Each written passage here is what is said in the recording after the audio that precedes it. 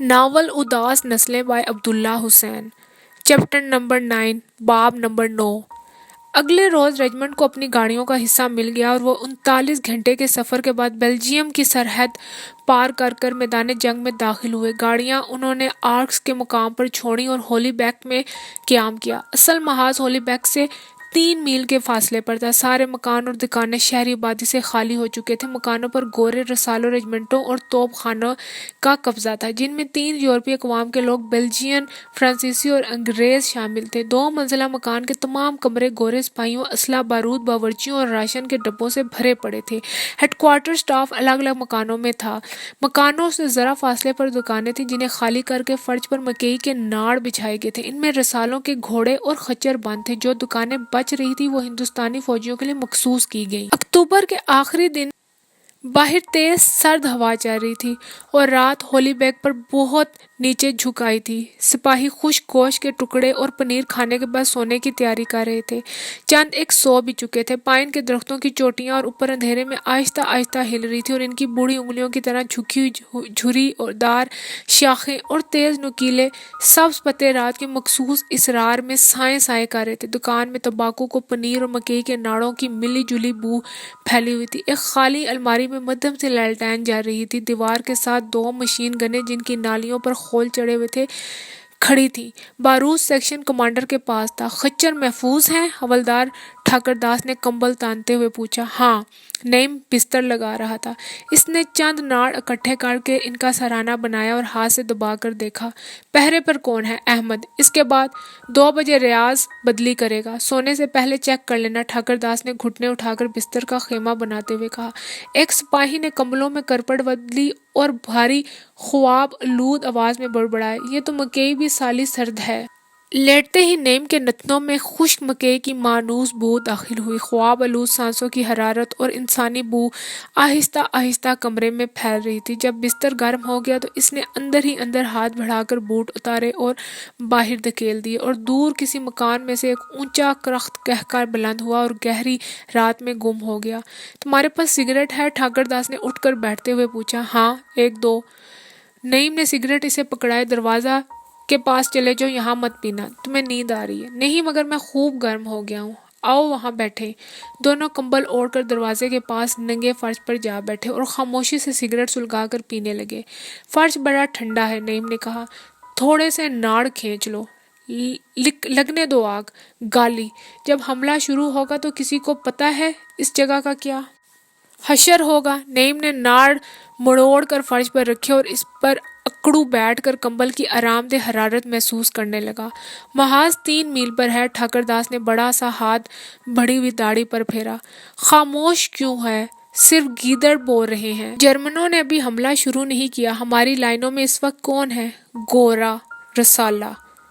کیا ضروری ہے کہ جرمن حملہ کریں؟ تھوڑی دیر کے بعد نعیم نے پوچھا۔ پتہ نہیں، ٹھاکر داس نے ناڑ چباتے ہوئے کہا۔ مگر ان کی فوج زیادہ ہے، 1 ڈویژن یا اس سے بھی زیادہ۔ اس نے سگریٹ پھینکنے کے لیے لوہے کا کواڑ کھولا۔ بھیگی ہوئی سرد ہوا نعیم کے چہرے سے ٹکرائی۔ ایک گیدڑ نے بالکل سامنے آ کر آواز نکالی۔ اگلی دکانوں میں سے خچروں میں بھگدڑ مچنے اور ایک خچر کے مکئی کے ناڑوں پر پیشاب کرنے کی آواز آنے لگی۔ نعیم نے سر باہر نکالا۔ سپاہی احمد خان۔ اندھیرے میں سے احمد خان کے رائفل کے دستے پر ہاتھ مارنے اور جواب دینے کی آواز آئی۔ شاباش۔ باہر ہلکی ہلکی خاموش بارش ہو رہی تھی اور پائن کی چوٹیوں میں بادل پھر رہے تھے۔ تھوڑے تھوڑے وقفے پر بجلی چمکتی تھی۔ یہ موسم جنگ کے لیے خطرناک ہوتا ہے، ٹھاکر داس نے تشویش سے کہا۔ نعیم نے خاموشی سے دروازہ بند کر دیا۔ جب خاموش بارش ہو رہی ہو تو آواز دور تک جاتی ہے اور بجلی۔ اچھا ہے کہ آج حملہ نہیں ہوا۔ ہاں، سب سے زیادہ خطرناک تو برف باری ہوتی ہے۔ دور مشرقی آسمان پر سے گر گر کی آواز آنی شروع ہوئی۔ وہ آ رہا ہے، ٹھاکر داس نے چونک کر کہا۔ وہ کان لگائے سنتے رہے۔ ہلکی گرجدار آواز قریب آ رہی تھی۔ نعیم نے جلدی سے اٹھ کر لالٹین پر بہت سی ناڑ پھینکے۔ واپس آتے ہوئے وہ اندھیرے میں ایک سوئے ہوئے سپاہی سے ٹکرا کر گر پڑا۔ سپاہی نے نیند میں گالی دی اور کروٹ بدل کر سو گیا۔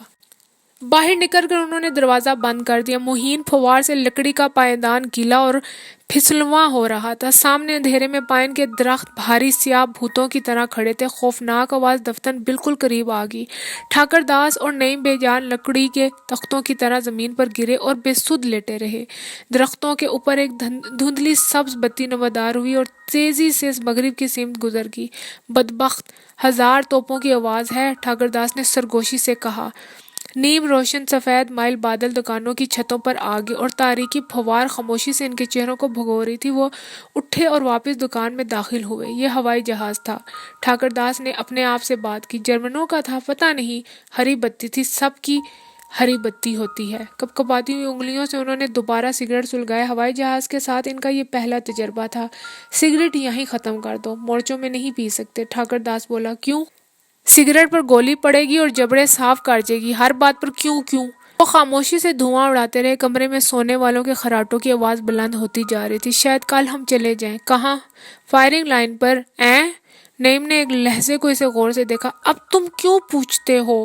ٹھاکر داس نے ابرو اٹھا کر کڑی تمسخرانہ نظر اس پر ڈالی، پھر سگریٹ پر ایک لمبا کش لینے کے بعد نیم خفگی نیم تن سے ہنسا۔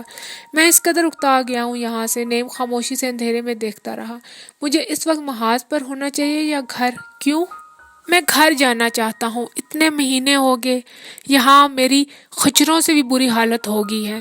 تمہیں اپنی بیوی سے محبت ہے؟ ہاں، شاید اسے مجھ سے بڑی محبت ہے۔ اچھا، ہم نے شادی عجیب طریقے سے کی تھی۔ میں عورتوں کا کاروبار کیا کرتا تھا۔ کاروبار؟ میں اور رام سنگھ، ہم لدھیانے، امبالے اور رہتک سے عورتیں اٹھایا کرتے تھے اور پنجاب میں لا کر بیچا کرتے تھے، خاص طور پر لائل پور اور سرگودا میں۔ وہ اچھے دام دے جاتی تھی۔ یوں ہمیں خود عورتوں کا کوئی چاؤ نہ تھا۔ ہم کبڈی کے مانے ہوئے کھلاڑی تھے اور سب سے اول جسم اور جان کی رکھوالی کرتے تھے۔ جوانی کا زمانہ تھا، بیسیوں عورتیں آئیں اور بیسیوں گئیں۔ کبھی کبھار کوئی پسند آئی تو 2-4 روز کے لیے رکھ لیا، ورنہ ادھر سے ادھر لاد، ادھر سے ادھر بیچو، لو پیو۔ میں نہیں پیتا۔ نعیم نے اس کا سگریٹ والا ہاتھ پیچھے دھکیل دیا۔ ایک دن میں نے سنا کہ چک نمبر 30 کی ایک کمہاری نے آواز دی ہے 4 طرف کے گاؤں میں کہ کوئی ایسا جوان جو مجھے دن کو آ کر لے جائے۔ یہ آواز سن کر میری مونچھ کو تاؤ آ گیا۔ میں نے کہا، چل رام سنگھ۔ مگر رام سنگھ دن کو جانے سے گھبرائے۔ میں نے ایک عورت بھیج کر پتہ کروایا تو معلوم ہوا کہ اس کا خاوند کمہار اپنے گاؤں کا شہزور جوان ہے اور رات کے وقت اس کی ماں، بیٹے اور بہو کو اندر بند کر کے تالا لگا دیتی ہے۔ چنانچہ رات کو نکلنا دشوار ہے۔ اس نے گلا صاف کر کے زور سے فرش پر تھوکا اور بات جاری رکھی۔ چنانچہ رات کو نکلنا دشوار۔ خیر، بہت سوچ بچار کے بعد میں نے فیصلہ کیا کہ عورت کی پکار ضائع نہیں ہونی چاہیے۔ میں نے پیغام بھیجا کہ فلاں دن تمہارے گاؤں سے 3 مربے باہر بڑے پیپل کے نیچے دوپہر کو آؤں گا۔ ہمت ہو تو آ جاؤ۔ سخت گرمیوں کے دن تھے۔ 10 کوس چل کر میں پیپل کے نیچے بیٹھا۔ بیٹھے بیٹھے دوپہر ڈال کی عورت کا نام و نشان نہیں ملا۔ میں وہیں سو گیا۔ پتہ نہیں کتنی دیر سویا تھا کہ چھڑی کی نوک سے کسی نے مجھے جگایا۔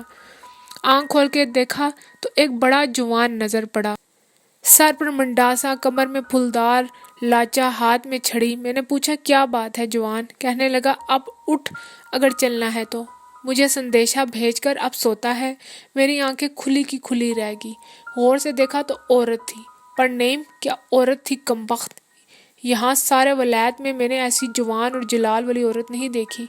وہ پرسرور تبسم کے ساتھ چند لحظے تک فضا میں دیکھ رہا۔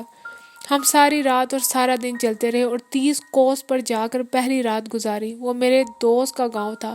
سویرے اٹھ کر عورت بولی، میں تجھ سے بیاہ کروں گی۔ میں نے کہا کہ بیاہ کی بات چھوڑ، میں بیاہ کا قائل نہیں ہوں۔ یہ سن کر وہ رونے لگی اور رو رو کر برا حال کر لیا۔ خیر، وہاں سے ہم گھوڑی لے کر 10 دن میں امرتسر پہنچے۔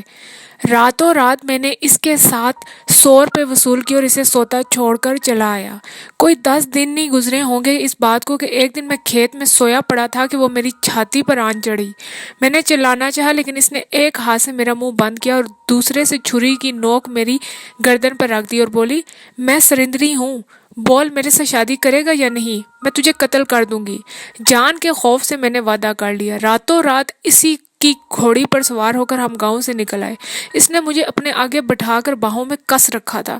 صبح ایک گاؤں کے مندر میں جا کر ہم نے شادی کر لی۔ پتہ ہے کیسے؟ گھوڑی کی پشت پر اور کسی چوتھے آدمی کے بغیر۔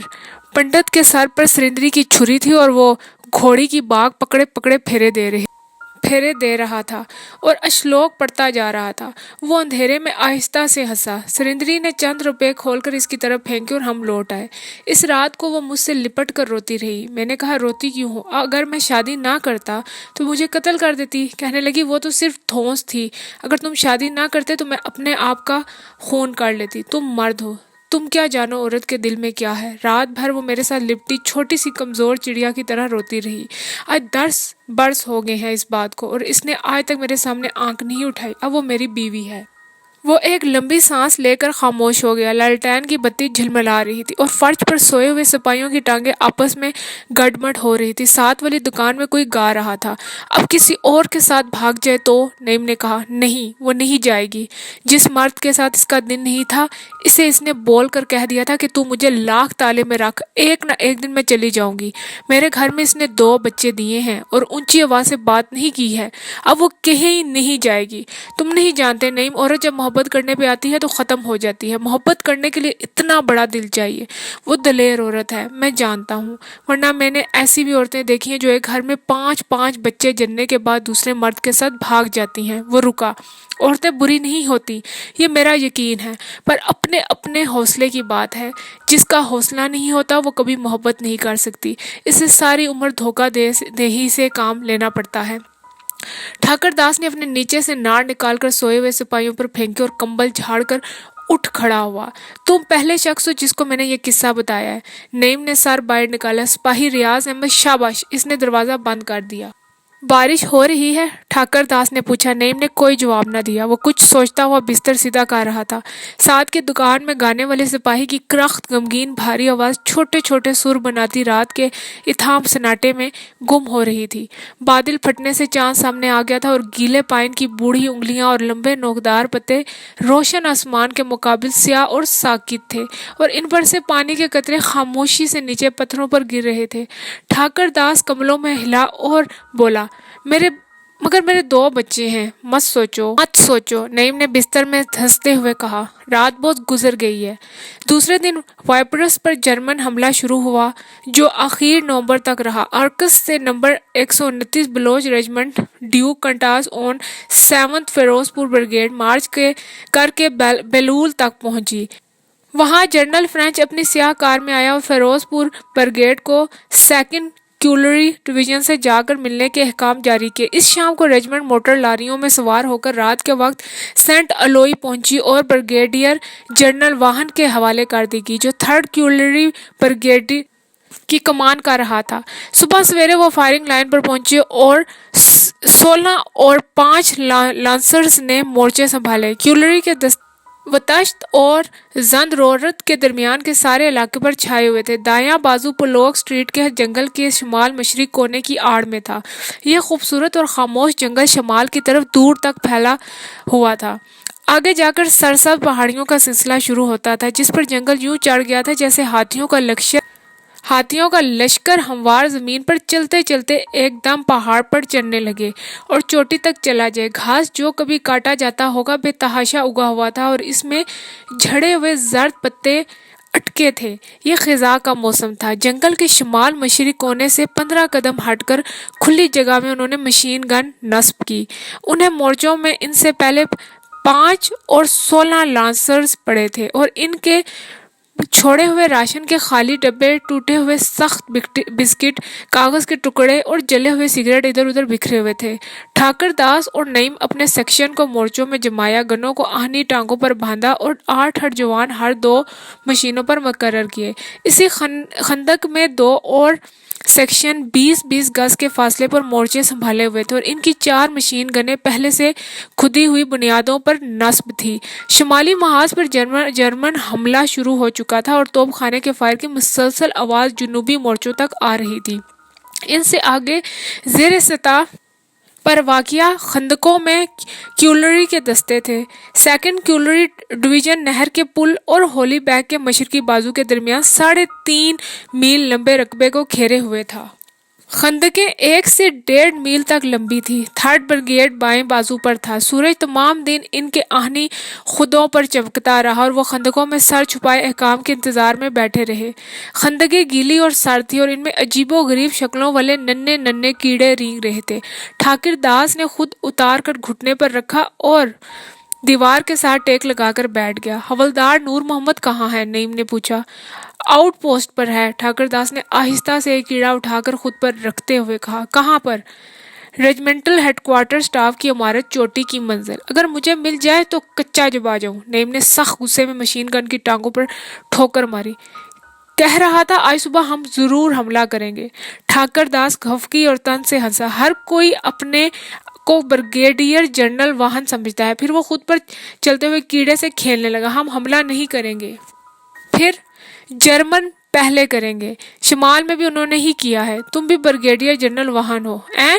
तुम्हारी तबीयत अब खुलने लगी है बच्चे। सामने ऊंची नीची जमीन पर सूरज गरूब हो रहा था और गैर काश शुदा पथरीली जमीन मकई के रंग की थी। खुश्क टहनी और जमीन की हमरंग घास की ओट में खंदकों के अंदर हजारों सिपाहियों के बेक वक्त सुर्ख और जर्द मुश्ताक और मुस्तरिब एसाबी चेहरे साकिन थे और खौफजदा होशियार आंखों में इंतजार की थकन नुमाया थी। इन सब के कान शुमाल की तरफ लगे हुए थे, जहां से हल्की हल्की बादल के गरजने की सी तोप खाने की आवाज आ रही थी। सामने तकरीबन 1 मील पर दुश्मन के मोर्चों में हरकत हो रही थी। गाली, बीप। नईम ने गाली देकर बूट की एड़ी से कीड़ों की पूरी कतार कुचल दी। ठाकरदास बिस्किट चबा रहा था। इसने चंद बिस्किट खुद में डालकर नईम की तरफ बढ़ाए। मुझे भूख नहीं, इसने खफगी से कहा और कमरे से छागल खोलकर पानी पीने लगा। अपना पानी मत खत्म करो। मोर्चे में 2 चीजों की बड़ी कीमत है, बारूद और पानी। बाज औकात तो यूं होता है कि दुश्मन को खत्म करने के बाद सबसे पहले इसकी छागल तलाश करना पड़ती है। नईम का दिमाग एक बेवजह गुस्से और तकान की गिरफ्त में था। इसने जवाब दिए बगैर कीड़ों को कुचलना जारी रखा। ठाकर दास घुटनों के बल खड़ा हो गया। रियाज पेटियां ले आए। ले आया। गुल मोहम्मद अब तुम जाओ, इसने हुक्म दिया। हमले के अंदर इसी तरह बारूद के लिए दौड़ना पड़ेगा। रियाज और रामलाल तुम उन्हें खाली करके फिर से भरो। 250 राउंड 3 मिनट में निकलता है। खाली मत बैठो, मशक करो। खाली बैठे बैठे तुम एक दूसरे को कत्ल करने की तरकीबें सोचने लगोगे। इसने कनखियों से नईम की तरफ देखा जो भेड़ को चौड़ा करके कीड़ों पर मार रहा था। मत मारो इन्हें, इसने नरमी से कहा। अपने मोर्चों में मत किसी को मारो। मैदान जंग के कुछ असूल होते हैं। नईम ने भेड़ की मदद से मरे हुए कीड़ों को छोटे से ढेर में इकट्ठा किया और घुटनों के बल उठ खड़ा हुआ। सूरज गुरूब हो चुका था। खंदक की दीवारों और मशीन गनों के साथ टेक लगाकर बैठे हुए सिपाहियों के खुद जमीन की सतह पर नजर आ रहे थे। गुल मोहम्मद घसीटता घसीटता तोप खाने के पास से गुजर रहा था। इसने रुक कर लेटे लेटे सलूट किया। सेक्शन कमांडर कैप्टन डल जवाब देता हुआ करीब से गुजरा। आगे जाकर कैप्टन ने एक लंबे और पतले अंग्रेजी आर्टिलरी अफसर से कोई बात की और फिर सीधा इनके मोर्चों की तरफ आया। बारी बारी इसने सारी मशीन गनों पर रुककर बात की। शाबाश जवानों, डटे रहो, कल हम हमला करेंगे। जाते जाते वो एक पैकेट सिगरेट ठाकर दास की तरफ फेंक गया। कल हमला करेंगे सूर। ये तीसरी बार है गप मारने यहीं आता है, ठाकर दास ने कहा। दोनों ने सिगरेट सुलगाए। बाकी पैकेट ठाकर दास ने सिपाहियों की तरफ उछाल दिया। वो आंखें चमका कर सिगरेटों की तरफ लपके। पर अब सर ना उठे लोंडो, इसने तनबिया कहा। रात के लिए हमें और सिगरेट चाहिए, नईम ने कहा। रात के लिए तुम्हें औरत भी चाहिए हैं? वो खुरदरेपन से हंसा। सिगरेट तो हैं, इतने खुश क्यों हो रहे हो? वो खामोश बैठे सिगरेट पीते रहे। ठाकर दास ने पीठ पर से थैला उतारा और सर के नीचे रख कर लेट गया। आसमान पर इक्का दुक्का सितारे निकल आए थे और मगरिब की तरफ से बादल उठ रहा था। मेरी बात का गुस्सा मत करो, ठाकर दास ने कहा। मैंने बड़ी खंदकें देखी हैं। मैं सिपाही था, मुझे पता है कि सिपाहियों को भी सिगरेटों की ज़रूरत होती है।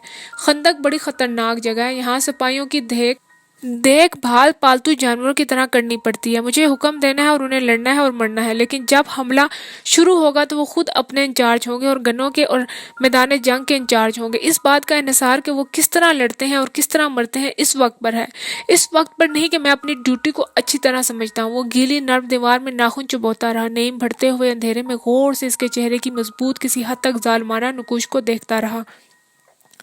اور تمہیں پتہ ہے اس خندق میں ہمیں کب تک رہنا ہے؟ کسی کو نہیں پتا، اگر تم ہنسو گے نہیں تو حملے سے پہلے ہی مر جاؤ گے۔ سنا؟ ٹھاکر داس نے کہا۔ نعیم بے دلی سے ہنسا۔ خندق میں گہرا اندھیرا تھا، دوسری مشین گن کے پاس ایک سپاہی باریک دھیمی آواز میں کوئی دیہاتی گیت گا رہا تھا، دوسرے اس کے گرد بیٹھے سن رہے تھے۔ دو سگریٹ سلگے ہوئے تھے اور وہ سپاہیوں کے دائرے میں باری باری گھوم رہے تھے۔ خندق کے اوپر تیز سرد ہوا سائے سائے کر رہی تھی، بادل آدھے آسمان پر پھیل چکے تھے، شمالی محاذ کی طرف سے آنے والی توپ خانے کی آواز بند ہو چکی تھی۔ ٹھاکر داس نے مونچھ کو جھکا کر دانتوں میں چبایا۔ نعیم، یہ موسم دیکھتے ہیں۔ ہاں، اسی موسم میں اور وہ عورت شادی کرنے کے لیے گاؤں سے بھاگے تھے۔ حیرت کی بات ہے، ہو بہو ایسا ہی بادل تھا۔ نعیم نے آنکھیں کھول کر اندھیرے میں سے دیکھنے کی کوشش کی۔ چند لمحے کے اندر اندر نیند اس کی آنکھوں سے غائب ہوگی اور اس کے معدے میں ایک پرانا مانوس بدمزہ سا بھاری پن پیدا ہو گیا۔ اس نے محسوس کیا کہ وہ اس شخص سے جو اس کا افسر ہے اور تاریکی میں خندق کی دیوار کے ساتھ لیٹا ہوا ہے، انتہائی نفرت کرتا ہے۔ یہ وہ احساس تھا جو کئی دن سے آہستہ آہستہ اس کے دل میں پیدا ہو رہا تھا اور جس کی خاطر اس کا دماغ مستقل غیر یقینی سست حالت میں کام کرنے کی کوشش کر رہا تھا۔ اس وقت دفتن وہ احساس خطرے اور کرب کی وجہ سے جاگے ہوئے دماغ میں ایک مکمل جذبے، ایک بڑے واضح تعصب کی شکل میں ظاہر ہو گیا تھا۔ بہت عرصے کے بعد پہلی دفعہ اس نے محسوس کیا کہ اس کے دماغ نے ایک جھٹکے کے ساتھ اپنے آپ کو کسی نامعلوم قوت کے اثر سے چھڑوا کر تیزی سے کام کرنا شروع کر دیا ہے۔ اس نے نفرت سے خندق میں تھوکا۔ عورتوں کا ذکر کرنے کا یہ اچھا موقع ہے۔ ٹھاکر داس بھاری گلے سے ہنسا۔ نعیم نے منہ میں بدمزگی محسوس کی اور دوبارہ تھوکا۔ تمہاری طبیعت تو ٹھیک ہے؟ نعیم نے انتہائی کوشش سے اپنے آپ پر قابو پایا۔ شاید تمباکو خراب تھا۔ ولایتی تمباکو تھا، ٹھاکر داس نے کہا۔ دونوں خاموش بیٹھے اندھیرے میں جاگنے کی کوشش کرتے رہے۔ آدھی رات کے بعد بارش شروع ہوگی اور متواتر 4 گھنٹے تک ہوتی رہی۔ ترپالوں کے لیے یہ سپاہی بھیجا گیا مگر وہ ختم ہو چکی تھی۔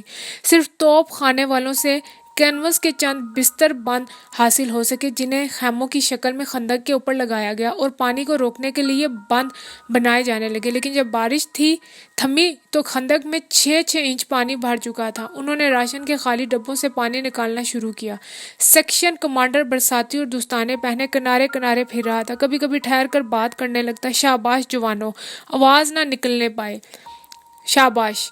چاروں طرف ڈبوں کے زیر آب ڈوبنے اور پانی کے بہنے کی دھیمی آوازیں آ رہی تھی۔ صبح سے پہلے کی گہری تاریکی چھائی ہوئی تھی اور پانی کے چھپاکوں کی آواز تیز ہوا کے ساتھ دور تک جا رہی تھی۔ سپاہیوں کے لمبے فوجی کوٹ بھیگ چکے تھے، ان کے بوٹوں میں پانی گھس گیا تھا اور وہ سردی سے کانپ رہے تھے۔ دشمن کے مورچوں کی طرف سے گر گر کی جانی پہچانی آواز آنی شروع ہوئی اور دور آسمان میں ننھی سی سبز بتی رینگنے لگی۔ وہ آیا، زیر لب بہت سی آوازیں آئیں۔ سارے سپاہی ایک ساتھ سر کے بل خندق میں گرے۔ ان کے کانوں اور نتنوں میں کیچڑ گھس گیا اور انگلیاں نرم زمین میں دھنس گئی۔ کچھووں کی طرح اوندھے منہ کیچڑ میں وہ اس وقت تک پڑے رہے جب تک کہ ہوائی جہاز خوفناک آواز پیدا کرتا ہوا اوپر سے گزر نہ گیا۔ اچھا ہے کہ ہمارے پاس خراب ہونے کو کچھ نہیں۔ اٹھ کر کھڑے ہوتے ہوئے ٹھاکر داس ہنسا۔ اوہ ٹھیک ہے۔ کیپٹن ڈل اپنے نفیس برساتی پر سے کیچڑ صاف کرتا ہوا سادگی سے ہنسا۔ میرے اوپر مت ہنسو، ہو سکتا ہے میں تم سے پہلے مر جاؤں۔ صبح ہونے تک خندقوں میں صرف کیچڑ رہ گیا تھا۔ پھونکے مار مار کر گیلی لکڑیوں کو جلایا گیا لیکن دھواں اٹھنے پر فوراً بجھا دیا گیا۔ جو پانی نیم گرم ہوا اسی سے سپاہی چائے بنا کر پینے لگے۔ بے خوابی اور دھوئیں کی وجہ سے ان کی آنکھیں سرخ انگارہ ہو رہی تھی۔ تم نے الگ چولہا کیوں بنایا ہے؟ ٹھاکر داس نے پوچھا۔ ٹھیک ہے، دھواں اٹھ رہا ہے، اسے بجھا دو۔ وہ کوٹ سوکھنے کو پھیلا دو، پھیپھڑوں کو سردی لگ جائے گی۔ ٹھیک ہے، نعیم نے پتھریلے لہجے میں دہرایا۔ ٹھیک ہے؟ کیا ٹھیک ہے؟ ٹھاکر داس غصہ دباتے ہوئے بولا۔ نعیم پیٹھ موڑے گیلے ایندھن میں پھونکے مارتا رہا۔ لانس نائک نعیم احمد خان۔ نعیم ایک جھٹکے سے مڑا اور پاگلوں کی طرح دانت ننگے کر کے چیخا، مجھے چائے بنانے دو، میں تمہیں حکم دیتا ہوں۔ ٹھاکر داس گرجا اور آگے بڑھ کر اپنے بڑے بڑے بوٹوں سے مسل کر اد جلی لکڑیاں بجھانے لگا۔ نعیم نے کھینچ کر سر سے ٹوپی اتاری اور اس کی طرف پھینکی جو اڑتی ہوئی ٹھاکر داس کے کان کے پاس سے گزر گئی۔ پھر اس نے رائفل کو سلنگ سے پکڑ کر اس کی طرف اچھالا۔ وہ اسی طرح جا کر خندق کی دیوار کے ساتھ کھڑی ہوگی۔ لو، وہ جانوروں کی طرح چیخا۔ لو، کچھ دیر تک وہ بدنما چہرے کے ساتھ اس کی طرف देखता रहा, फिर पलट कर खड़ा हो गया. ठाकर दास ने कंधे उचकाए और बैठकर चाय पीने लगा. लांस नाइक कोर्ट मार्शल करवाने की फिक्र में है. दूसरी मशीन गन की टांगों से टेक लगाकर बैठे बैठे एक सिपाही ने लापरवाही से कहा. इसके चेहरे पर मैल की लकीरें बनी हुई थी. सूरज पूरी हिद्दत और चमक के साथ ऊपर आ रहा था और बारिश के बाद फजा के रंग गहरे हो गए थे. प्लोक स्ट्रीट का जंगल स्याही माइल सब्ज और पुरसुकून था. खंदकों में बेख्वाबी और थकान से चूर गलीस सिपाही टेक लगाए बैठे मैले बर्तनों में चाय पीते हुए सूरज की सेहत बख्श हिद्दत को अपने सर्द और गीले जिस्मों पर महसूस कर रहे थे. बाहर डहलवान जमीन पर इनके बड़े कोट फैले हुए थे. गीली स्याह जमीन भाप छोड़ रही थी. ठाकर दास देर तक चाय के साथ बिस्किट चबाता रहा. इसके पथरीले चेहरे की एक एक हड्डी और पट्ठा हरकत कर रहा था. कीचड़ का एक नन्हा सा कतरा इसके अबरू पर जम गया था. मग खाली कर इसने दोबारा से चाय से भरा और नेम की राइफल उठाकर इसके करीब जा खड़ा हुआ. मैदान जंग में पहले ही कम दुश्मन हैं. इसने राइफल इसकी तरफ उछाली और मग आगे बढ़ाया. नईम ने राइफल को हवा में पकड़ा और बैठकर चाय पीने लगा. इस दिन क्यूलरी के दस्तों को पीछे हटा लिया गया. तमाम दिन कोई मजीद अहकाम वसूल न हुए और तेज धूप ने गीली खंदकों में से जो भाप उड़ाई, इससे घबरा कर सिपाही झुके झुके चलते एक से दूसरी जगह आते जाते रहे. रात को बादल फिर झूम कर उठा और थोड़ी सी बारिश के बाद बर्फ गिरने लगी. हिंदुस्तान के गर्म मुल्क से आने वाले सिपाहियों ने बर्फबारी पहली बार देखी थी. वो खंदकों में से मुंह निकाले अंधेरे में गिरती हुई बर्फ को महसूस कर रहे थे. मशीन गन नंबर 1 के पास अध गीली टहनियों की आग जल रही थी और ठाकर दास भेंट की मदद से बूटों के तलवों से कीचड़ छुड़ा रहा था. ऊपर राइफलें एक दूसरे के सहारे खड़ी करके बिस्तर बंद का खेमा बनाया गया था. दूसरी गन के पास सिपाही नीम गुनगुनी की हालत में बैठे बातें कर रहे थे. दरमियान में आग जल रही थी. एक सिपाही संजीदगी से बैठा आग पर जराबे सुखा रहा था. दीवारों पर इनके छोटे बड़े साए कांप रहे थे. नईम देर से अपनी राइफल पर झुका मुंह बाहर निकाले दीवार के सहारे खड़ा था और बर्फ के नन्हे नन्हे फूवे खामोशी से इसके चेहरे और बालों पर गिर रहे थे. बर्फबारी मैंने शिमले में देखी थी. वहां भी पाइन के दरख्त थे, शायद चीड़ के थे, याद नहीं रहा. इस वक्त मैं बहुत छोटा सा था और जंगल जो हमारे घर के ऊपर और नीचे और हर तरफ था और पहाड़ के ढलवान पर हमारा घर था. फ्लावर ऐसे कोई नाम था, पता नहीं. और वो लड़का शायद मेरा पहला दोस्त था. वो घर के दूसरे हिस्से में रहते थे. लकड़ी के बरामदे में रेलिंग पर झुककर हम बर्फबारी देख रहे थे. ऐसी ही रात थी, शायद वही रात हो और फिर से आई हो. वो दिल में हंसा. इसकी सफेद बिल्ली पाँव में बैठी थी और बर्फ छतों पर, दरख्तों पर, पत्थरों पर और दूर दूर चोटियों पर जहां सिर्फ बर्फ गिरती है खामोशी से गिर रही थी. और कमरे में इसकी बहन मुंह वाला बाजा बजा रही थी. इसने हाथ बढ़ाकर ताज़ा गिरी हुई बर्फ पर रखा. वो लड़का अब कहाँ है? दीपक हैरत है, वो अब कहाँ होगा? मेरे अल्लाह, मेरा दोस्त कहाँ है? वो आंखें बंद करके सोचता रहा. शायद डॉक्टर बन गया होगा. जब बारिश हुई थी तो नाला जो हमारे घर के पास से गुजरता था, इसमें कश्तियाँ छोड़ने गए थे जो इसकी बहन ने बनाई थी. तब इसने बताया था कि वो डॉक्टर बनने वाला है. वो तमाम दिन रंग बरंग पत्थर जमा करता और उन्हें पीस पीस कर बिल्ली को खिलाता रहता था जो इसकी मरीज थी. मेरा प्यारा दोस्त. बर्फबारी रुक गई है, नहीं जा रही है, सिर्फ कम हो गई है. छत पर, दरख्तों पर, दुश्मन के मोर्चों पर. आज सारा दिन मैंने इससे बात नहीं की. ठीक है, मैं इसे पसंद नहीं करता. क्यों? पता नहीं. नहीं, ये बात नहीं. अगर है भी तो ठीक है. सूर खंदक में वो इस कदर मुतमईन है. भेड़िया जानता है कि मैं इसे पसंद नहीं करता, फिर भी हंसता है. मक्कार हर वक्त खाता रहता है. पता नहीं जानवरों को खंदक में भी इतनी भूख लगती है. गहरी तेज नफरत रिंग कर इसके दिल में दाखिल हुई और इसके सारे वजूद को गिरफ्त में ले लिया. बर्फबारी की इस रात में इंसानों के फैले हुए पोशीदा समुंदर के दरमियान इसने अपने आप को बेहद तन्हा महसूस किया. देर तक वहां खड़ा वो मोहब्बत, नफरत और हसद के जलते हुए जज्बों की अजियत सहता रहा. बर्फबारी थम चुकी थी. बादल फटने पर चांद जाहिर हो गया और चारों तरफ सारी फजा बर्फ की सफेदी से जगमगाने लगी. दुश्मन के मोर्चों में कोई गिटार का एक तार बार बार बजा रहा था और इसकी गंभीर नर्म आवाज सफेद और गहरी पुरसकूत रात के सहर में इजाफा कर रही थी. इसने सर अंदर खींच लिया. एक कमजोर सा नीला शोला कोयलों के दरमियान नाच रहा था और ठाकर दास दीवार के साथ बैठा सो रहा था. इसका चेहरा गलीज था और इसकी एक मूंछ ठोड़ी पर लटक रही थी. نیلے شعلے کا سایہ رخسار کے گڑھے میں کانپ رہا تھا۔ اس کے دونوں کھلے ہوئے ہاتھ زمین پر رکھے تھے اور سر چھاتی پر جھکا ہوا تھا۔ جھکی ہوئی کمر دیوار سے لگائے ٹانگیں دوہری کیے سویا ہوا، وہ دیکھنے والے کے دل میں رحم کا جذبہ پیدا کرتا تھا۔ اس کے بڑے سے کرخت نقوش والے چہرے پر سادگی تھی۔ دیر تک کھڑے رہنے کے وجہ سے نعیم کی ٹانگوں میں لرزش پیدا ہو گئی تھی۔ معدے میں سخت بھوک محسوس کر کے اس نے فیصلہ کیا کہ اب وہ چند بسکٹ کھائے گا۔ اگلے دن دوپہر کے وقت حملے کا حکم ملا۔ ان کے ساتھ نمبر 1، نمبر 2 اور نمبر 3 کیولری بریگیڈ کے زیادہ تر حصے تھے۔ حملے کی تجویز یہ تھی: نمبر 2 ڈبل کمپنی، جو منیجر ہمفری کی قیادت میں ہولی بیگ کے سیکشن کی خندقوں پر قابض تھی، آگے بڑھے گی اور 600 گز کا محاذ گھیر لے گی۔ نمبر 1 کمپنی کیپٹن ایڈیارڈ کی کمان میں روز بک پر قبضہ کرے گی، اور جو ہی نمبر 2 کمپنی ان کے برابر آ جائے چڑھائی شروع کر دے گی۔ کمپنی کے دائیں بازو کا رخ فارم کی طرف کنٹور 30 پر ہوگا۔ نمبر 3 کمپنی کے 2 پلاٹون مشین گن سیکشن کے ہمراہ کیپٹن ڈل کی کمان میں اس فائر کی مدد کرے گی، جو بازو کی طرف سے جارڈیز فارم کی خندقوں میں سے ہوگا۔ نمبر 3 کمپنی اور نمبر 4 کمپنی جارڈیز فارم کے پیچھے ریزرو میں رہیں گی۔ 3 بجے فائرنگ شروع ہوئی۔ ریجمنٹ دشمن کے مشین گن اور رائفل فائر کے سامنے آ گئی۔ توپ خانہ ابھی دونوں جانب سے خاموش تھا۔ کیپٹن ڈل دوربین لگائے مشین گن کی خندقوں میں گھوم رہا تھا۔ سورج خندقوں میں جھکے ہوئے فولادی خودوں پر تیزی سے چمک رہا تھا، اور اندھا دھند چلتی ہوئی گولیوں کی آوازیں مغربی پہاڑیوں میں سے لوٹ کر آ رہی تھی۔ ہوا میں بارود کی بو تھی۔ زاویہ نمبر 39 جنوب مشرق فائر کمپنی کمانڈر چیخا۔ نعیم نے لبی دبا دی۔ گولیوں کی بوچھاڑ نکلی اور دشمن کی خندق سے 50 گز ادھر زمین میں دھنس گئی۔ چھوٹے چھوٹے کنکر، پتھر اور گیلی مٹی کے ڈلے ہوا میں اڑے۔ ڈیول! کیپٹن ڈل جھنجھلا کر مڑا اور دوربین میں سے او پی کی عمارت کو دیکھا۔ شیشوں کو آگے پیچھے پھراتے ہوئے وہ انگریزی میں گالیاں دینے لگا۔ مجھے بیوقوف سمجھتا ہے۔ Fire stop! اس نے مڑ کر دشمن کے مورچوں پہ دوربین لگائی۔ زاویہ نمبر 43 جنوب مشرق فائر! نالیاں اونچی ہوئیں اور خوفناک تھر تھراہٹ کے ساتھ گولیوں کی دوسری بوچھاڑ نکلی۔ اب کہ مٹی عین دشمن کی خندقوں پر سے اڑی اور چمکتے ہوئے سیاہ خودوں کی قطار یکلخت غائب ہو گئی۔ صرف ایک جگہ سے 2 بازو ہوا میں اٹھے اور ایک سپاہی زبردست جھٹکے کے ساتھ خندق سے باہر جا پڑا۔ دوسری بوچھاڑ سے وہ 10 گز کھڑاتا ہوا دور جا گرا اور ہموار زمین پر جا کر گرے ہوئے پائن کے بے جان تنے کے ساتھ ساکن ہو گیا۔ شاباش! ٹھاکر داس چیخا۔ فائر! نعیم کے جسم میں خوشی کی گردش تیز ہوگی۔ ایک نامعلوم سی مسرت اور پھرتی کے ساتھ اس نے لبی پر انگلی کا دباؤ بڑھا دیا۔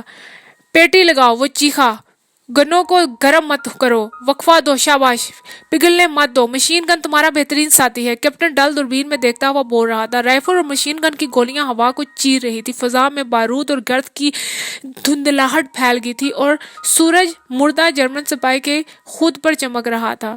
سورج ڈھلنے لگا تو عقب سے توپ خانے نے ریپڈ فائر شروع کر دیا۔ دشمن کا فائر چند منٹوں کے لیے رک گیا۔ کیپٹن ڈل نے دوربین میں دیکھا اور حکم دیا: کمپنی ایڈوانس! 2 سپاہیوں نے خندق پر چڑھ کر مشین گن باہر نکالی۔ تیسرے کو ٹھاکر داس نے ٹانگیں پکڑائی۔ نعیم کے سپاہیوں نے اپنی مشین گن اٹھائی اور جھکے جھکے دوڑتے ہوئے آگے بڑھے۔ گولیوں کی ایک بوچھاڑ ساں کر کے ان کے خودوں پر سے گزری۔ ٹھاکر داس کے ایک سپاہی نے بازو ہوا میں پھینکے اور پنجوں پر اٹھ کر تیز چکر میں گھوما۔ پھر وہ دھپ سے گیلی زمین میں گرا اور آواز نکالے بغیر مر گیا۔ ساری کی ساری کمپنی منہ کے بل زمین پر آ رہی۔ گولیوں کی دوسری بوچھاڑ آئی۔ تیسری ان کے جسموں سے 2 انچ اوپر سیٹیاں بجاتی ہوئی گزری۔ انتہائی دہشت کے مارے پہلے انہوں نے چھوٹے چھوٹے پتھروں کے پیچھے سر چھپانے کی صحیح کی، پھر زمین میں سر گاڑے، لیکن دشمن کے صحیح اور بھاری فائر کے سامنے انہیں پسپا ہونا پڑا۔ مٹی اور کنکر ان کے نتنوں میں گھس رہے تھے اور وہ زخمی سانپوں کی طرح لیٹے لیٹے الٹے پاؤں رینگ رہے تھے۔ خندق سے 5 گز کے فاصلے پر نعیم کا ایک آدمی گولی کے زبردست دھکے سے کمانی کی طرح سیدھا پاؤں پر کھڑا ہو گیا اور لٹو کی طرح تیزی سے گھومتا ہوا خندق میں جا گرا۔ ایک گولی مشین گن پر لگی اور میگزین کو، جس سے نعیم اپنا چہرہ چھپائے ہوئے تھا، اور تباہ کر دیا۔ خندق میں پہنچ کر انہوں نے مشین گنیں نصب کی اور پیٹیاں چڑھا کر کیپٹن ڈل کی تیز غسیلی آواز کے مطابق فائر کھول دیا۔ زخمی سپاہی دونوں ہاتھوں سے پیٹ کو پکڑے گھٹنوں کے بل بیٹھا تھا۔ پانی! اس نے خوف خوفناک غیر انسانی آواز میں کہا اور جھک گیا۔ اس کا سر زمین کو جاڑ لگا اور سجدے کی حالت میں پڑا پڑا وہ کمزور مردہ آواز میں کرہانے لگا۔ دو سپاہیوں نے اسے سیدھا لٹایا اور چھاگل منہ کے ساتھ لگائی۔ بمشکل ایک گھونٹ اس کے حلق سے اترا، باقی پانی باچھوں میں سے بہنے لگا۔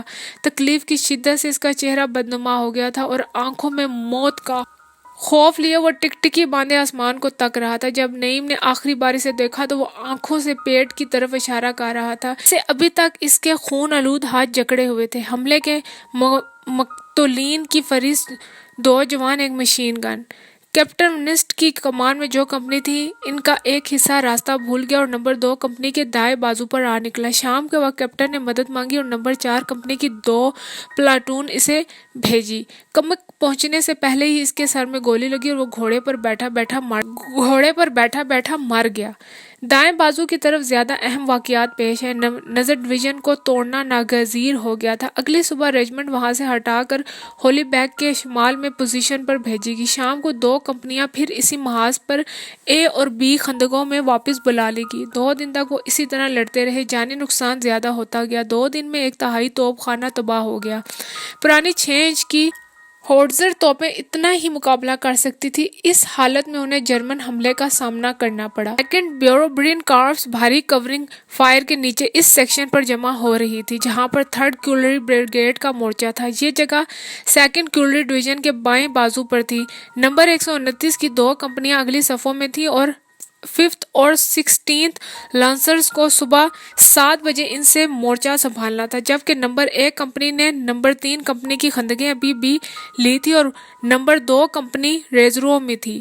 چنانچہ اس وقت دشمن کے حملے نے بے ترتیبی میں اضافہ کر دیا اور نمبر 3 کمپنی کو بھاری توپ خانے کے فائر کے سامنے پسبا ہو کر جنگل میں ایک فارم کے پیچھے پناہ لینا پڑی۔ کیپٹن ڈل کی کمپنی ابھی تک مورچہ سنبھالے ہوئی تھی۔ ان کے آدھے جوان ختم ہو چکے تھے اور باقی تیزی سے ختم ہو رہے تھے۔ دشمن کی بیٹریاں بری طرح گولہ باری کر رہی تھی۔ سیکشن کمانڈر دیر ہوئی آخری چکر لگا کر پیچھے جا چکا تھا۔ خندقیں آدھی سے زیادہ ٹوٹ چکی تھی اور دشمن کی بگ برتھا اور دوسری توپوں کے جواب میں ان کی آرٹلری کے پاس پرانی اور چھوٹی 6 انچ دہانے کی توپیں تھیں۔ دشمن کی صفیں تیزی سے بڑھ رہی تھیں اور غیر مانوس وردیوں والے سپاہی 500 گز کے فاصلے پر حرکت کرتے ہوئے نظر آ رہے تھے۔ نمبر 129 رجمنٹ کی خندقوں میں 6 مشین گنیں تھے اور ابھی تک تمام چل رہی تھی۔ اندھیرا ہونے میں ابھی 2 گھنٹے تھے اور ڈھلتے ہوئے سورج کی دھوپ گرد اور بارود کی وجہ سے زرد مٹیالے رنگ کی ہو گئی تھی۔ گزشتہ رات کی گری ہوئی برف پر چلنے والی تیز سرد ہوا کے ساتھ خون اور بارود کی بو اور زخمیوں کے کرہانے کی آوازیں سب طرف پھیل رہی تھی۔ بھاری آرٹلری فائر کی خوفناک مسلسل آواز سے سپاہیوں کے کان پک گئے تھے اور دن رات کی گولہ باری سے وہ سست اور بیزار ہو چکے تھے۔ پیٹی لگاؤ، ٹھاکر داس چیخا۔ 2 سپاہیوں نے تیزی سے آخری پیٹی بھرنا شروع کی اور میگزین میں فٹ کرنے لگے۔ بس! ٹھاکر داس نے تشویش سے خالی پیٹیوں کے ڈھیر کو دیکھا۔ رحم دین لینے گیا ہے، ابھی تک نہیں لوٹا؟ نہیں، تم جاؤ۔ ریاض نے ہچکچاتے ہوئے ادھر ادھر دیکھا۔ جاؤ، 1 گن رہ گئی ہے، چوہے کی طرح مرنا چاہتے ہو؟ وہ پیٹ کے بل باہر نکل گیا۔ ٹھاکر داس اور نعیم نے مشین گن کی نالی کے اوپر سے آہستہ آہستہ بڑھتی ہوئی دشمن کی صف کو دیکھا اور ان کی پشت پر خوف کی سرسراہٹ پیدا ہوئی۔ جھک کر چلتے ہوئے وہ دوسری مشین تک گئے۔ اس میں آدھی چلی ہوئی پیٹی لگی ہوئی تھی اور ٹرائی پاڈ کے پاس جو 6 غلیظ بدنواں چہروں والے سپاہی مرے پڑے تھے۔ ٹھاکر داس نے لبلبی کو دبا کر دیکھا۔ جام ہو گیا ہے، 1 انچ نہیں ہلتا۔ 1 انچ تو کبھی بھی نہیں ہلتا، مذاق مت کرو۔ اسی طرح چلتے ہوئے وہ اپنی جگہ پر لوٹ آیا۔ ہم اسے نہیں لگا سکتے۔ نعیم نے اد چلی پیٹی کی طرف اشارہ کیا۔ نہیں، یہ نہیں لگ سکتی، تمہیں پتہ نہیں ہے؟ ایم جی کا تمہیں کیا پتہ ہے؟ پتہ ہے، پھر یوں ہی پوچھا تھا۔ ٹھاکر داس ایک خالی پیٹی اٹھا کر پھاڑنے لگا۔ ایک گولہ خندق سے 30 گز کے فاصلے پہ گرا اور ڈائنامائٹ سے ریاض اڑی ہوئی مچھلی کی طرح پلٹ کر گرا اور چت ہو گیا۔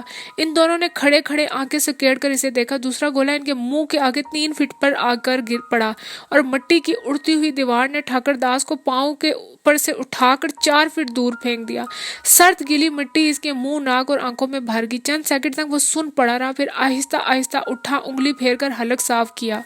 नाक सनकी और आंखें मल कर खोली। नईम अपनी जगह पर मबहूत खड़ा था।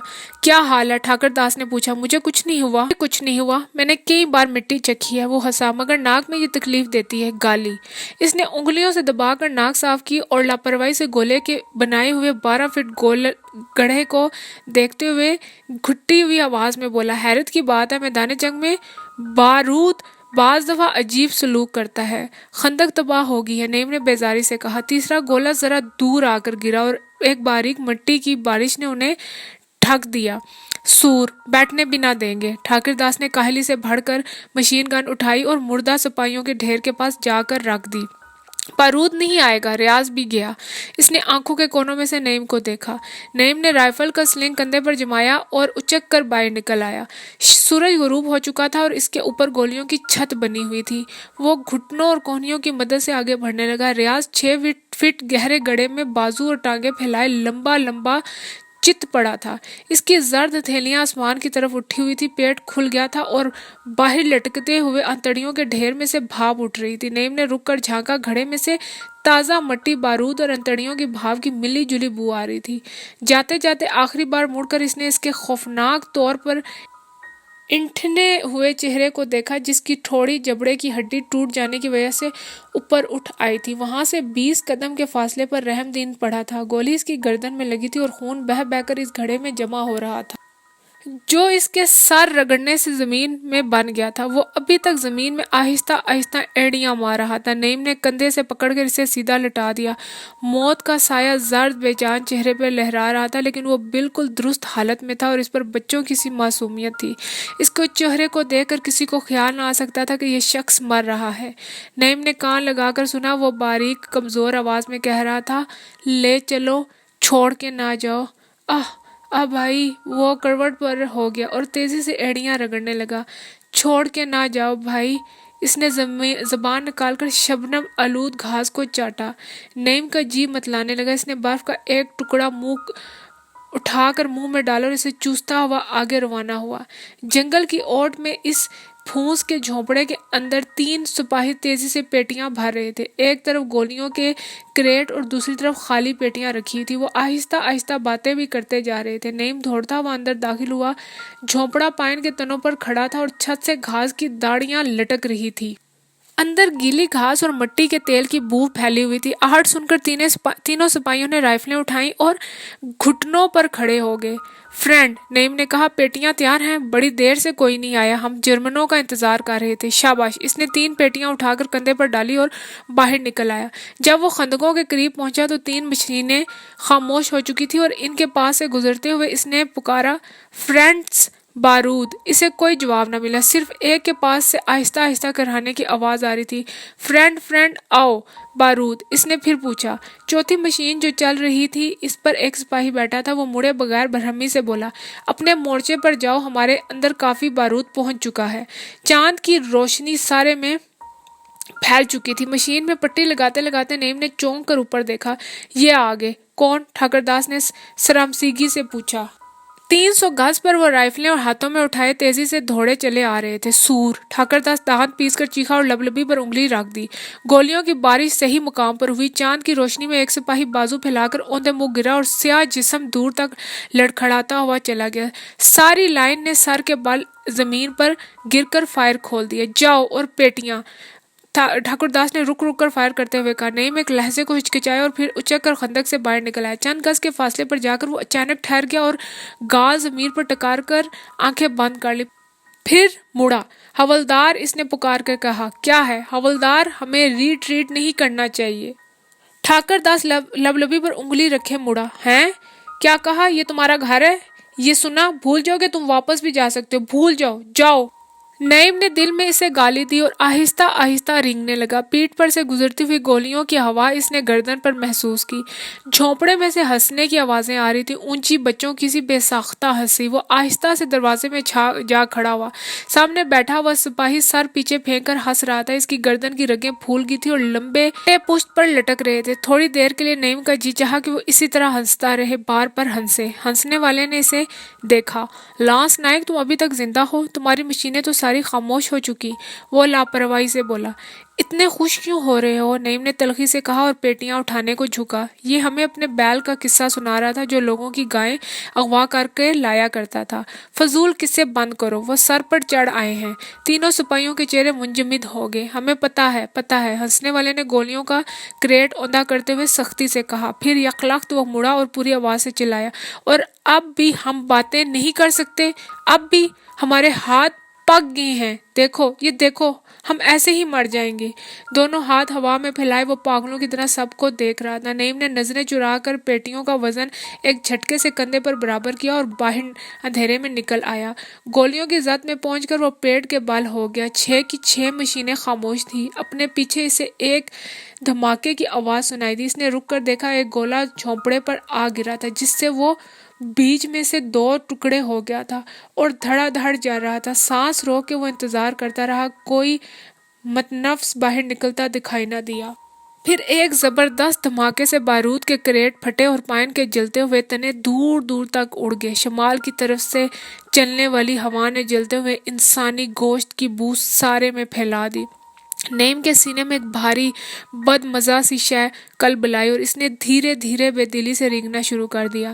چاند کی روشنی میں چمکتا ہوا ٹھاکر داس کا خود اس نے دور سے دیکھ لیا، ساتھ ہی اس کی پتلی تیز سیٹی کی آواز اس کے کان میں آئی۔ دشمن کی طرف سے گولیاں آنا بند ہو گئی تھی، صرف آرٹلری دونوں جانب سے مصروف تھی۔ وہ خندق سے چند قدم کے فاصلے پر تھا جب اس نے جرمنوں کی پوری لائن کو 200 گز پر تیزی سے اٹھتے اور چڑھائی کرتے ہوئے دیکھا۔ پیٹیاں لے آئے دشمن سے بے خبر ٹھاکر داس نے پوچھا۔ خندق سے صرف 2 لمحے کا فاصلہ تھا۔ نعیم نے بڑھنا چاہا لیکن جلتی ہوئی نفرت اور حسد کا جذبہ غالب آ گیا۔ نعیم، تم زخمی ہو؟ وہ خاموش پڑا رہا۔ ٹھاکر داس اچک کر باہر نکلا اور اس کی طرف دوڑا۔ گولیوں کی ایک بوچھاڑ ہوئی۔ ٹھاکر داس اس کے دونوں پاؤں زمین سے اٹھ گئے اور وہ ہوا میں ایک لمبی جست لگا کر زمین پر گرا اور لوٹتا ہوا زور سے اس کے ساتھ آ ٹکرایا۔ آہ آہ! مردہ غیر انسانی آواز اس کے دانتوں کے بیچ سے نکلی اور وہ بے جان ہو کر سیدھا لیٹ گیا۔ خون کی ایک پتلی سی دھار نکل کر اس کی داڑھی میں جذب ہونے لگی۔ چاند اس کے ستے ہوئے غلیظ چہرے پر چمک رہا تھا۔ ایک لمحہ انتظار کیے بغیر نعیم مڑا اور پیٹ کے بل سانپ کسی تیزی سے پیچھے جھپٹا۔ جرمنوں نے خندق پر گولیاں برسائی اور قبضہ کر لیا۔ زد سے باہر آ کر وہ اٹھا اور پوری قوت سے بھاگنے لگا۔ آگے ان کی بیٹریاں کورنگ فائر دے رہی تھی۔ اس نے فرسٹ ایڈ کے تھیلے سے سفید پٹی نکالی اور زور زور سے اسے سر کے گرد گھمانے لگا۔ افسر نے فائر روکنے کا حکم دیا۔ بیٹری کے ایک گھوڑے کے سینے سے خون بہہ رہا تھا اور 4 سپاہی اسے تھامے ہوئے کھڑے تھے۔ فرینڈز! قریب پہنچ کر نعیم چلایا، lance Naik Naeem Ahmed Khan, number 139 Baloch, machine gun detachment, section number. Lance Naik بولو۔ مورچے پر دشمن کا قبضہ ہو گیا ہے، سب جوان ختم ہو گئے ہیں، مشینیں دشمنوں کے ہاتھ میں ہیں۔ چاند کی روشنی میں افسر نے لرزاں انگلیوں سے اپنے سفید ماتھے کو چھوا۔ ایڈجوائنٹ کو رپورٹ کرو، اس نے کہا۔ نعیم نے بیٹری پار کی تو فائر پھر شروع ہو گیا۔ اس نے رک کر بیٹریوں کے اوپر سے میدان جنگ کو اور جلے ہوئے جھونپڑے کو دیکھا۔ دھاندلی زرد رات میں بارود کا دھواں اور منجمد ہوا کی دھند آہستہ آہستہ جنوب کی طرف چڑھ رہی تھی۔ وہ خاموشی سے بریگیڈ ہیڈ کوارٹر کی عمارت کی طرف چلا گیا۔ ناول اداس نسلیں بائے عبداللہ حسین، باب نمبر 10، چیپٹر نمبر 10۔ وہ 1 سال تک بیلجیم اور فرانس کے علاقوں میں لڑتے رہے۔ نعیم 20 حملوں میں شریک ہوا جن میں وہ کامیاب ہوئے اور 20 جن میں انہیں شکست اٹھانا پڑی۔ جنگ میں وہ خوش قسمت رہا، صرف ایک گولی اس کی چھوٹی انگلی سے رپٹتی گزر گئی، اس کے علاوہ کوئی بھی سکہ اس کے جسم سے نہ ٹکرایا۔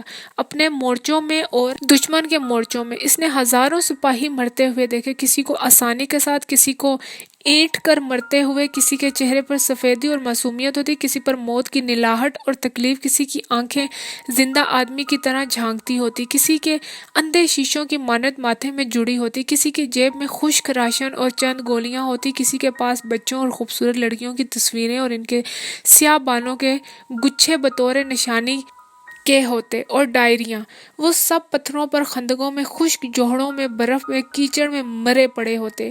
وقت ہوتا تو نعیم کسی نوجوان پرسکون چہرے کے پاس رکتا، جیب پہ ٹٹول کر تصویریں اور خط نکالتا، ان عورتوں کا خیال کرتا جو گاؤں کے باہر جوہڑ کے کنارے کھڑی اپنے محبوب چہروں کے لیے ترس گئی ہیں اور نہیں جانتی کہ ان کے عزیز خوبصورت ہونٹ سرد کر دیے گئے ہیں، اور جسم جنہوں نے بے پناہ خوشی کی راتیں انہیں بخشی ہزاروں میل دور خاک میں بکھرے پڑے ہیں۔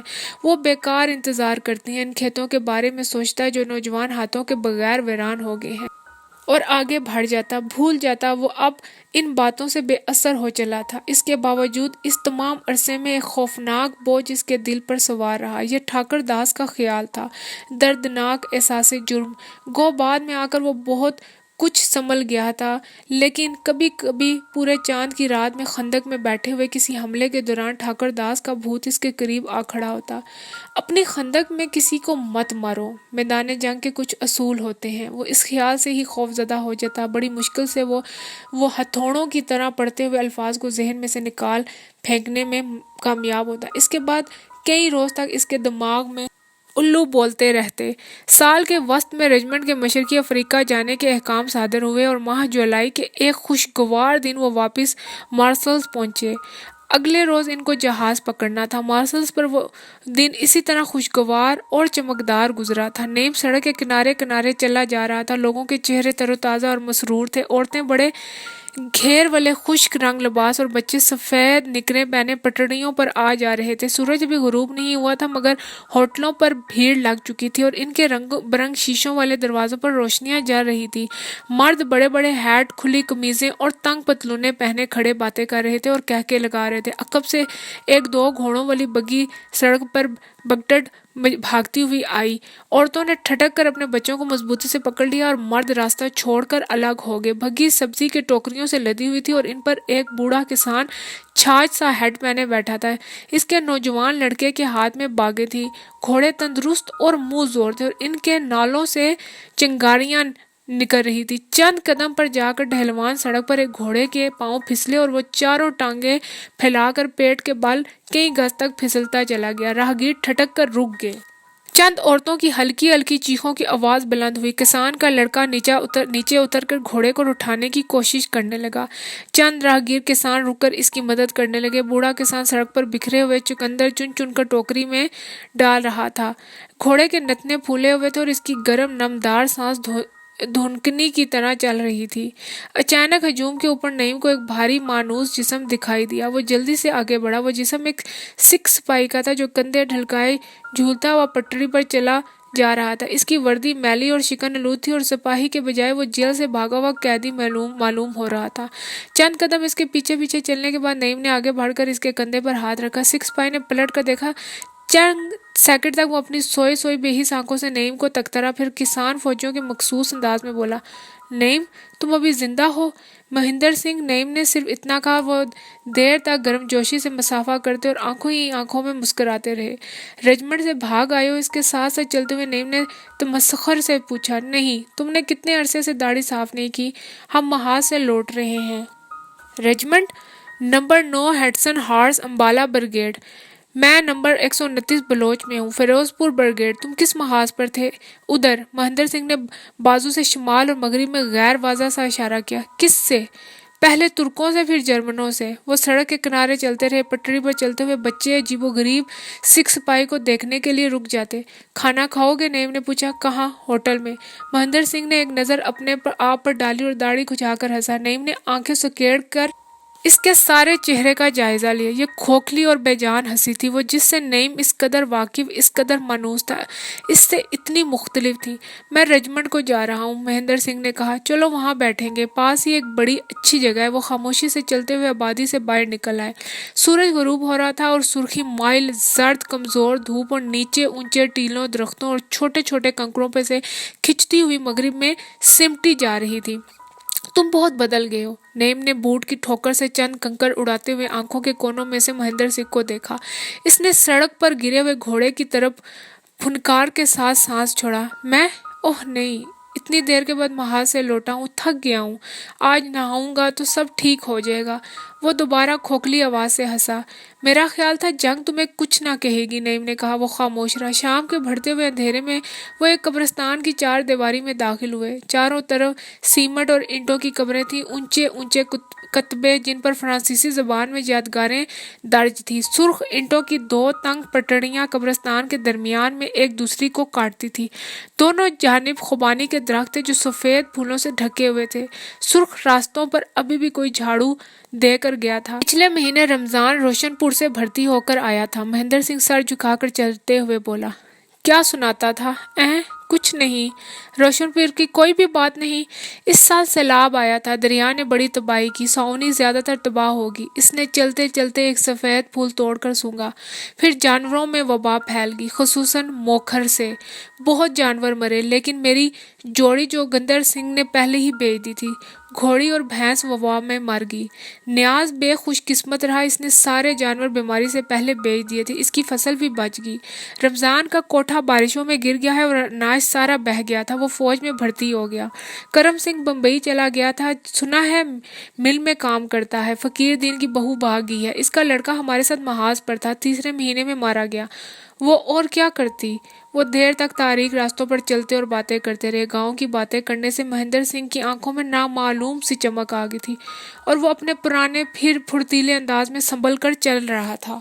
ہمارے بعد پولیس بس ایک بار گاؤں میں آئی۔ پہلے 6 ماہ میں بہت سی لڑکیاں جاٹ نگر کے لونڈوں کے ساتھ بھاگی۔ اشتعال بھی ہوا۔ ہمارا جو کا کھیت تمہارے جوہر کے کھیت کے بدلے میں ہو گیا۔ اچھا ہو گیا نا؟ ایک جگہ پر بیائی کرنے سے بڑا بچاؤ رہتا ہے، ورنہ ایک سے دوسرے کھیت کا فاصلہ آدھے میل کا ہوتا تو جانور راستے میں ہی رہ جاتا۔ اشتعال میں سب کا فائدہ ہوتا ہے۔ ہمارا جو کا کھیت برا نہیں ہے، تمہارے کھیت سے اچھا ہی ہوگا، فکر نہ کرو، سب کا فائدہ ہوتا ہے۔ گاؤں کی باتیں ختم ہوگی تو وہ خاموش ہو گئے۔ قبرستان میں تاریکی تھی اور سکون۔ وہ دونوں چپ چاپ ہاتھ پیچھے باندھے، سر جھکائے، سیدھے تاریک راستوں پر آتے اور جاتے رہے۔ کبھی کبھی چند خشک پتے اور پھل ہوا کے زور سے ٹوٹ کر اینٹوں پر آ گرتے اور ان کے پاؤں تلے چرچرا کر ٹوٹ جاتے۔ کبھی وہ واپس آتے ہوئے پکا راستہ چھوڑ کر درختوں کے نیچے نیچے چلنے لگتے اور وہ پر اسرار آواز بڑھ جاتی۔ سیاہ تنوں کے سامنے سے گزرتے ہوئے خوبانی کی جھکی ہوئی شاخوں ان کے چہروں سے ٹکراتی اور سفید ہلکے پھول آدھی رات کی برف کی طرح اندھیرے میں آہستگی سے ان کے بالوں اور آنکھوں پر گرتے۔ اندھیرے سایہ دار راستوں پر قبروں کے درمیان چپ چاپ چلتے وہ پرانے زمانے کے 2 بھوت معلوم ہو رہے تھے، جنہوں نے رات کے مقررہ وقت اپنی اپنی قبروں سے نکل کر خاموشی سے ایک دوسرے کو خوش آمدید کہا تھا اور اب اپنے دوست درختوں، خشک پتوں، کتبوں اور سفید پھولوں کے درمیان چہل قدمی کر رہے تھے اور اپنے دلوں میں دوستی اور رفاقت کا وہ جذبہ محسوس کر رہے تھے جو سالہ سال کی ہمسائیگی کے بعد خود بخود پیدا ہو جاتا ہے۔ نعیم نے رات کے اس سمے کے قبرستان کے سفید پھولوں کے اور اپنے وجود کے اس اسرار کو بے حد واضح اور شدید محسوس کیا۔ اسے لگا ابھی کچھ دیر میں وقت مقررہ پر اور وہ اور اس کا رفیق بھوت خاموشی سے ایک دوسرے کو الوداع کہیں گے اور اپنی اپنی قبروں کو لوٹ جائیں گے۔ تم زخمی ہوئے تھے؟ اس نے پوچھا۔ نہیں۔ دفتر رک کر نعیم نے رات کی مدھم روشنی میں اس کے بھاری ڈھلکے ہوئے جسم اور اندھے شیشے کی سی مری ہوئی آنکھوں کو دیکھا۔ پھر کیا ہے؟ تم بیمار ہو ہیں؟ مہندر سنگھ نے بیزاری سے اسے دیکھا اور کندھے اچکا کر بولا، میں ٹھیک ہوں، تم ٹھیک نہیں ہو، مجھے تکلیف پہنچی ہے دیکھ کر۔ وہ ایک بوڑھے شہزور بیل کی طرح نعیم کے ساتھ ساتھ چلتا رہا۔ دیکھو مہندر سنگھ، نعیم ایک تنے پر ہاتھ رکھ کر اس کے سامنے کھڑا ہو گیا، تم میرے دوست ہو۔ میں تمہاری بات سنوں گا، مجھے بتاؤ تمہارے دل پر کیا ہے، بتاؤ مجھے، ایک مردہ آدمی کی طرح دکھائی دے رہے ہو تم۔ مہندر سنگھ نے بے تابی سے ادھر ادھر دیکھا، کچھ کہنا چاہا لیکن رک گیا، پھر بولنا چاہا اور پھر سے رک گیا۔ وہ اس گھوڑے کی طرح تھا جو چھٹی حس کی مدد سے چند قدم پر چھپے ہوئے خطرے کو پہچان کر سوار کے بار بار چلانے کے باوجود اپنی جگہ پر رکا رہتا ہے۔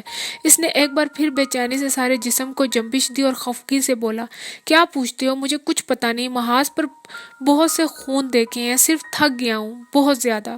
وہ بھاری فوجی قدموں سے جا کر ایک بڑی سی قبر پر بیٹھ گیا۔ اس کی رائفل کی دھات کے پتھر کے ساتھ ٹکرانے سے قبرستان کی خاموش فضا میں ایک ناخوشگوار آواز پیدا ہوئی۔ تم نے بہت خون کیے ہیں؟ نعیم نے پوچھا۔ کیوں؟ تم نے نہیں کیے؟ मैंने इस सवाल की तवक्को ना थी। एक तीसरा भूत दूर कब्रिस्तान के तारीक कोने में से उभरा और इसकी तरफ बढ़ने लगा। इंतहाई कोशिश से नईम ने इस पर से नजरें हटाई और महेंद्र सिंह के स्याह मुहीब जिस्म को देखने लगा। वो कमर झुकाए कब्र पर टांगे लटकाए बैठा था। लेकिन मैंने कभी ना सोचा था कि तुम इतने बदल जाओगे, नईम ने कहा। क्यों? तुमने खून महसूस नहीं किया अपने अंदर? यहाँ इसने पेट पर हाथ रखा। क्या तुमने आसानी से? लेकिन महेंद्र, तुम इतनी आसानी से कत्ल कर सकते थे, याद है जब हम? वो और बात थी। एक चूहा भी अपने भाई का और अपने खानदान का बदला ले सकता है, यहाँ पर बिल्कुल दूसरी बात है। वो अंधेरे में नईम की तरफ झुका।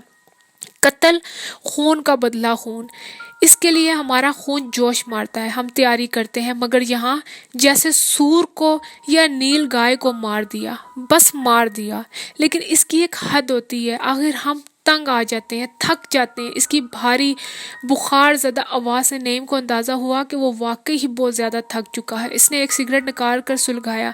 तुम्हें पता है हम क्यों लड़ रहे हैं? अचानक महेंद्र सिंह ने पूछा। जर्मनों ने हमला किया है। कहाँ? रोशनपुर पर? यहाँ पर। हम यहाँ क्यों हैं? हम किस लिए आए हैं? जर्मन अंग्रेज़ों के दुश्मन है और अंग्रेज़ हमारे मालिक हैं, बस। हमारे मालिक रोशन आगा है, मैं इतना जानता हूँ। अंग्रेज रोशन आगा के मालिक है चुनाचा। कुल कितने मालिक हैं, एक दफा बताओ? वो एकदम चिढ़कर बोला। नईम के गले में कोई चीज आकर अटक गई। इसने सिगरेट का कश लगाया और फौरन धुआं उगल दिया। सिगरेट इसकी उंगलियों में रोशनी की मध्यम सी शुआ छोड़ता हुआ जलता रहा। रात की स्याही उन्हें चारों तरफ से ढांपे हुई थी और बीच में खुबानी के फूलों की सफेदी दबी दबी जगमगा रही थी, जैसे अंधेरी रात में बर्फ गिरी हो। हम या तो मर जाएंगे या वापस चले जाएंगे, यहाँ पर कोई ना रहेगा। हम अपनी फसलें खेतों में छोड़कर इसीलिए आए थे कि सैकड़ों आदमियों की जान लें और गंदगी में लौटें। मेंढक जो जाड़े आने पर कीचड़ में घुसकर सो जाता है, मुझे अपने आप से बू आ रही है।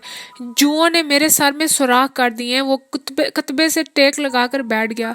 यकीन करो नहीं, मैं तंग आ चुका हूँ। एक गांव हमने फतह किया, वहाँ एक औरत मेरे हाथ लगी। 4 घंटे तक वो मेरे पास रही, लेकिन डर की वजह से मैंने इसे हाथ ना लगाया।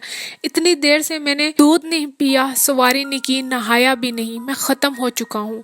वो मरते हुए आदमी की आवाज में भारी टूटी हुई कराह के साथ बोल रहा था। नईम का हलक अभी तक साफ नहीं हुआ था। तारीक सुनाटे में से बहुत करीब से महेंद्र सिंह की भारी भारी सांसों की आवाज सुनाई दे रही थी, जैसे पाइन के जंगलों में हवा चलती है या जैसे कान के करीब से गोलियां गुजरती हैं। पता है मैं यहाँ क्यों आता हूँ? ये जगह मुझे पसंद है। यहाँ शरीफ और दयानतदार लोग दफन है। ये मैंने महसूस किया है। इनके कुतबे, इनके नाम, इनकी तारीखें। ये चूहों की तरह बददियांती की मौत नहीं मरे। वो मौत मैंने देखी है। अपना अपना मुकद्दर है।